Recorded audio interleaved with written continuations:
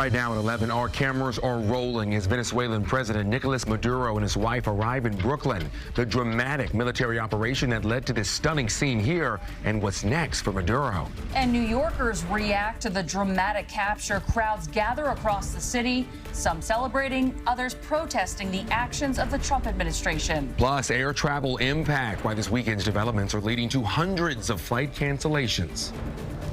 Good evening, I'm Alan Devlin. And I'm Alice Gaynor. Thank you so much for joining us. Today's developments have been nothing short of breathtaking, and the impact of this moment cannot be overstated. It surely can. Earlier today, President Trump posted this image of a handcuffed and blindfolded Nicolás Maduro aboard the U.S. Iwo Jima after he had been captured by U.S. military forces.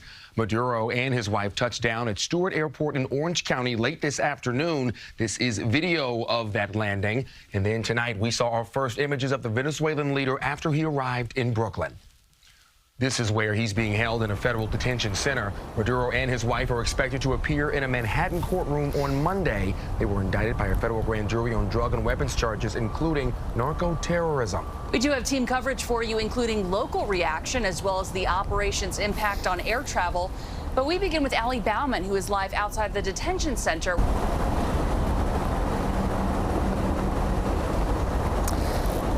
Sources tell CBS News that Nicolás Maduro will be held upstairs with other high-profile inmates here at MDC, and he could appear in a Manhattan courtroom for his arraignment as early as Monday. Nicolás Maduro and his wife Celia Flores landed in Brooklyn Saturday night, shackled and surrounded by a group of FBI and DEA agents before being taken to the federal prison in Brooklyn. The couple landed on American soil hours earlier at Stewart International Airport in Orange County and were taken to DEA offices in Manhattan for booking on various drug and weapons charges, including narco-terrorism. Overnight, a swarm of U.S. military helicopters descended on Caracas for Operation Absolute Resolve. Soldiers of the Army's elite Delta Force breached Maduro's compound just after 2 a.m. local time. All Venezuelan military capacities were rendered powerless as the men and women of our military, working with U.S. law enforcement, successfully captured Maduro in the dead of night. Officials tell CBS News a source inside the Maduro government had tracked his movements for months. After his capture, President Trump posted this photo of a handcuffed and blindfolded Maduro aboard the USS Iwo Jima. One U.S. helicopter was hit during the raid, some U.S. soldiers injured. On arrival into the target area, the helicopters came under fire, and they replied with that fire with overwhelming force in self-defense.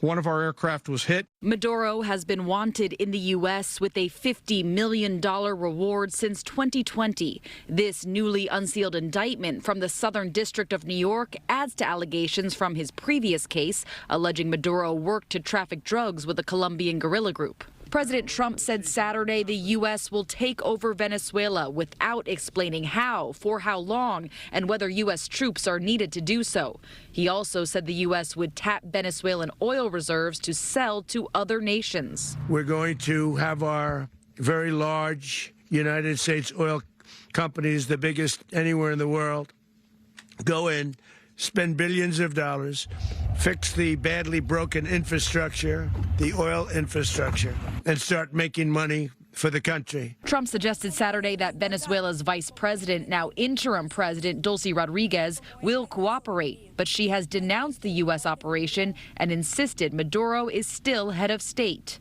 Outside the Brooklyn facility where Maduro is now being held, Venezuelan New Yorkers cheered. Our country, Venezuela, is going to be free as soon as possible, or maybe it's already free. And the Justice Department linked Maduro's alleged conspiracy to the Venezuelan gang Tren de Aragua, which has a heavy population among the inmates here at MDC. We're live in Sunset Park, Brooklyn. Bauman, CBS News, New York. Thank you. Now, for some Venezuelans, it was a day they thought would never come. Many of them celebrating the news of Maduro's capture, but also weary of the future. Andrew Ramos has more reaction from the community in our area. As the helicopter carrying detained Venezuelan President Nicolás Maduro touched down at a heliport on the west side of Manhattan, Joanna Martucci, a Venezuelan American who fled her native country over a decade ago, was brought to tears. It's the best day of our lives. We were hoping for this moment to happen for a long time, and we're just hopeful. Martucci among the handful of Venezuelans they gathered along the west side to catch a glimpse of the ousted leader, now in U.S. federal custody. It just feels so much relief and peace to finally see the guy that I left my country for be in there. The feeling of joy and relief emanated through the streets in lower Manhattan. This rally unfolding in Chinatown Saturday afternoon, hours after the U.S. carried out the large-scale strike in Venezuela, capturing President Maduro and his wife, where the couple is now here in New York to face narco-terrorism charges. From the streets to community hubs, there was no shortage of celebration. At El Budare Cafe in Jackson Heights, amid the smiles, there was cautious optimism. Oh yeah, everybody's scared, but we had to celebrate now. Woo! Marianela Moriera left Venezuela for New York 30 years ago, saying Saturday morning's airstrike and Maduro's capture is the only way out of the country's current state. She's already planning her return trip. Maybe we have to wait 1 year, 2 years, I don't know for how long, but I hope soon. Now, the timeline of what happens next remains unclear. Maduro, along with his wife Cilia Flores, could make their first appearance here at Manhattan Federal Court as early as Monday. Reporting from Lower Manhattan, Andrew Ramos, CBS News, New York. And it was a similar scene in South Florida where Venezuelan Americans have been celebrating all day. CBS News Miami's Nikia Carrero takes us to a restaurant there where the party hasn't stopped since the U.S. strikes.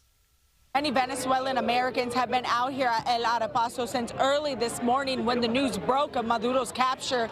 And as you can see behind me, now into the night hours, the crowd continues to grow. And there is no sight of the feeling of happiness over the capture of Nicolás Maduro slowing down. Venezuelan flags fly high next to American flags at the Venezuelan community staple in Doral, flooding the streets with blue, yellow, and red.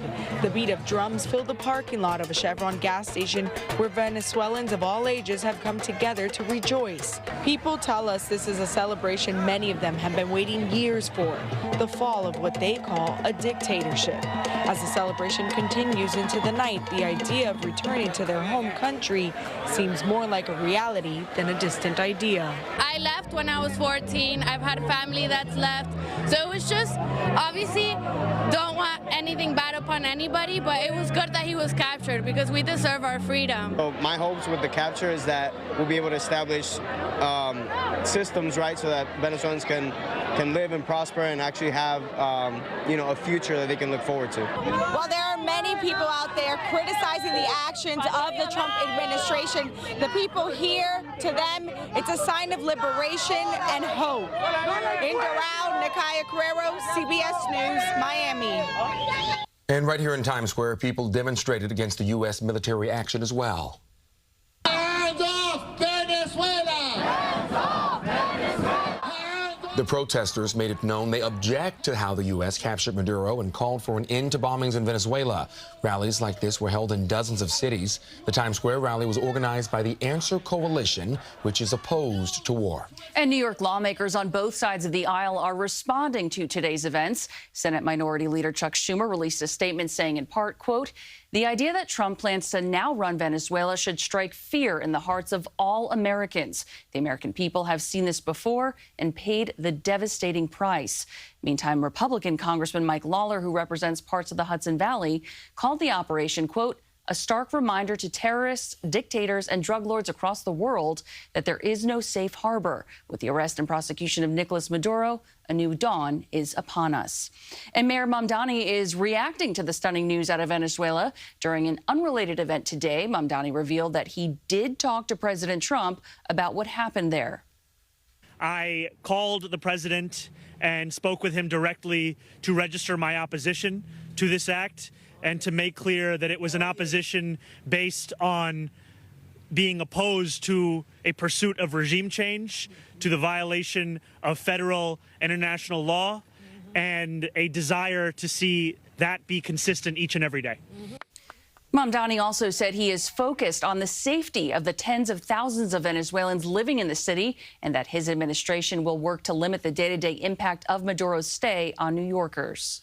And the president of Colombia, a nation which neighbors Venezuela, is among those calling for an emergency meeting at the UN.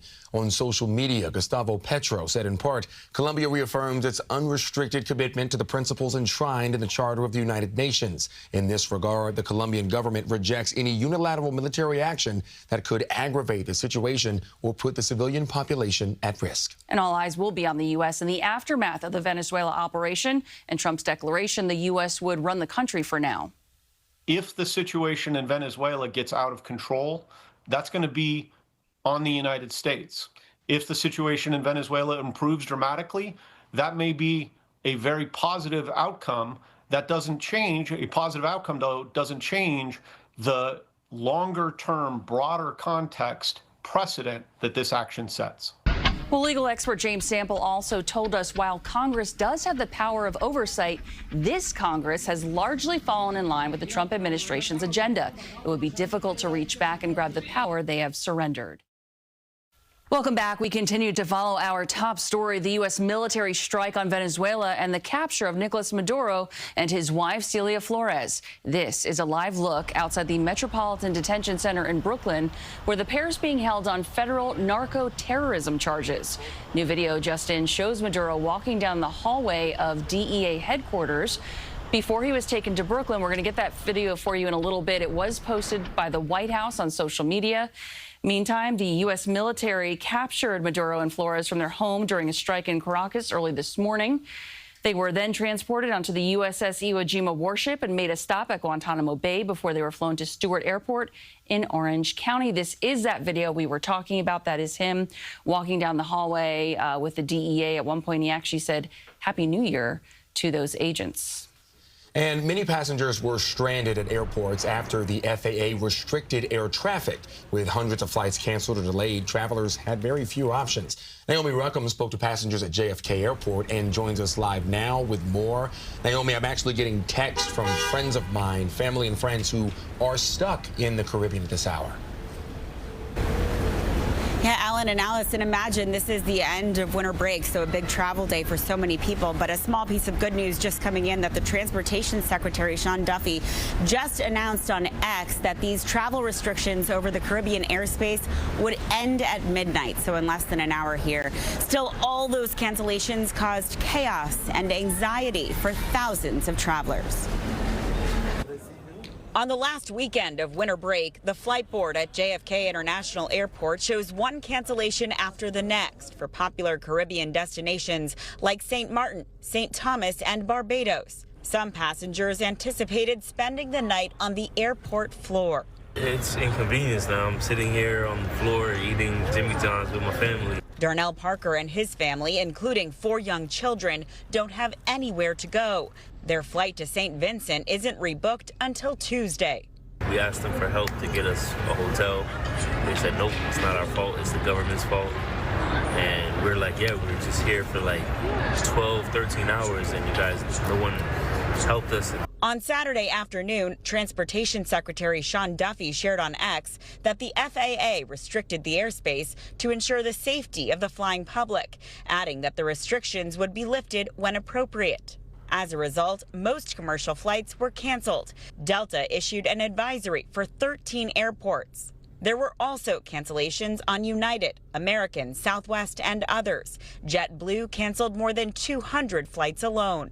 A large family of New Yorkers from the city and Westchester is now stranded in Puerto Rico. I woke up at like 5, ready to go, and I see just a strew of texts from like everyone in the family that's like, all flights are canceled. Don't try to come to the airport. It's a hot mess. They're scrambling to find places to stay while potentially missing days of work or school. It's full on limbo. We don't know if we could be here for 2 days or a month. It could be literally a month, which is a problem.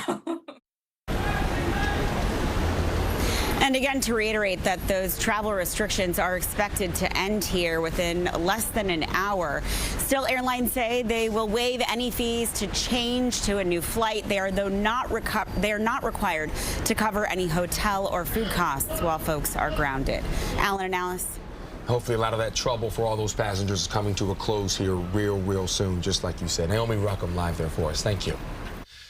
And for you all at home, stay with CBS News New York for the latest on Maduro's capture. Our morning show will have all the new developments overnight beginning at 6 a.m.